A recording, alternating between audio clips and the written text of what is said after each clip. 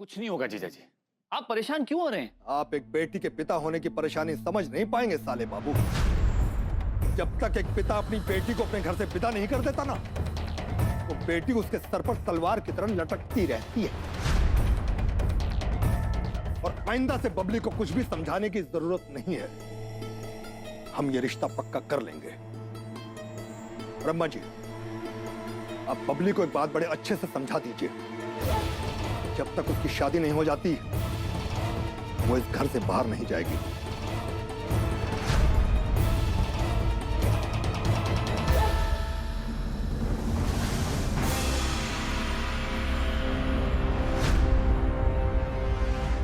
दृष्टि बेटा, चलो अभी चुप हो जाओ, कोई बात नहीं, चुप हो जाओ।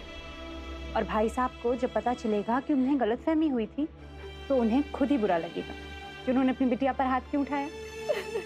और हाँ, चाहे कोई तुम पे विश्वास करे ना करे, मुझे तुम पे पूरा विश्वास है कि अगर तुम्हें पता होता कि अक्षय वहां आने वाला है तो तुम वहां कभी नहीं जाती। नहीं मामी, मुझे पता था, मैं ही उनसे मिलने के लिए गई थी। चाहती थी कि एक बार रिश्ते के लिए हाँ करने से पहले कुछ बातें पूछ लूं, जो कि जरूर। मुझे बता दिया, किसी और को मत बताना।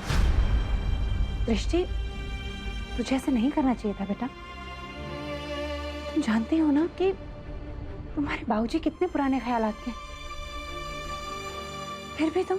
मामी, मेरी जिंदगी भर का सवाल है, जिसके साथ मेरी उम्र भर का रिश्ता जुड़ने वाला है, या उसके बारे में जानने का मुझे कोई हक नहीं है।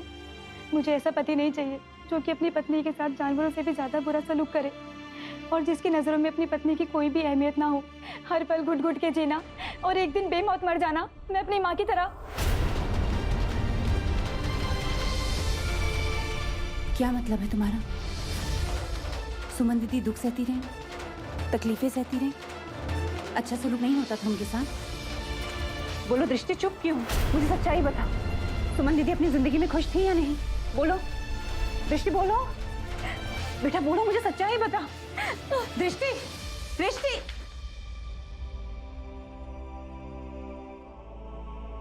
पिता ने सबके सामने लड़की पे हाथ उठाया तो चोट तो लगी ना उसे मन में, लेकिन मैं दामाद जी की भी चिंता समझ सकती हूँ। सुमन के जाने के बाद अकेले लड़की को पाला था ना, अब वो ही चाहते होंगे कि जिस तरह से खुशी खुशी वो अपने मायके में रही, उसी तरह से सुख शांति से वो अपने ससुराल में रहे। मुझे ऐसा पति नहीं चाहिए जो कि अपनी पत्नी के साथ जानवरों से भी ज्यादा बुरा सलूक करे, हर पल घुट घुट के जीना और एक दिन बेमौत मर जाना, मैं अपनी माँ की तरह। पता नहीं फूफा जी को इतना गुस्सा क्यों आता है, और ऐसा क्या बोल दिया था बबली दीदी ने? हाँ, जब फूफा जी ने बबली दीदी को मारा ना, मैं तो डर गया, मैं कहा मुझे भी मार पड़ेगी। फूफा जी को इतने गुस्से में मैंने कभी देखा ही नहीं। लेकिन सारी गलती अक्षय जी की है, क्या जरूरत थी उन्हें सेल्फीज अपने पेज पे पोस्ट करने की? और आपने अपना लैपटॉप क्यों नहीं बंद किया? कर देते तो फूफा जी थोड़ी ना फोटो देख पाते, और बबली दीदी को मार भी नहीं पड़ती।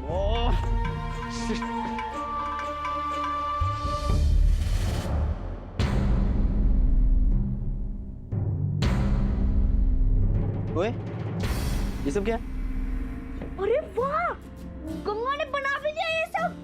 कितना अच्छा बनाया उसने, पृथ्वीराज चौहान की तलवार और मुकुट भी। ओहो, मुझे तो लाइंस भी याद करनी है। बबली दीदी ने कहा था कि वो हेल्प करेगी, पर वो तो रो रही है ना। अब क्या करूं?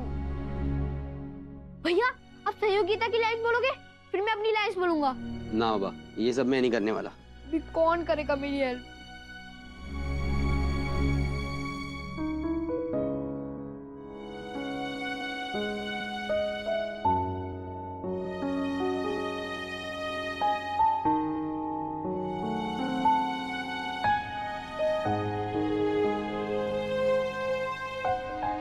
गंगा, तू यहाँ क्या कर रही है? उससे है क्या?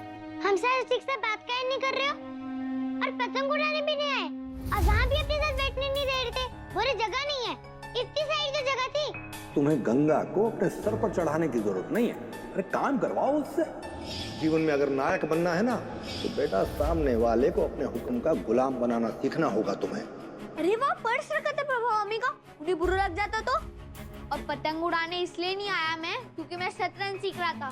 तू भी ना गंगा छोटी से छोटी बातों में गुस्सा कर लेती है। मैं तो तुझे यहाँ थैंक यू बोलने आया हूँ। तूने देख कितना सुंदर तलवार और मुकुट बनाया था। अच्छा लगा तुम्हें? हाँ बहुत अच्छा।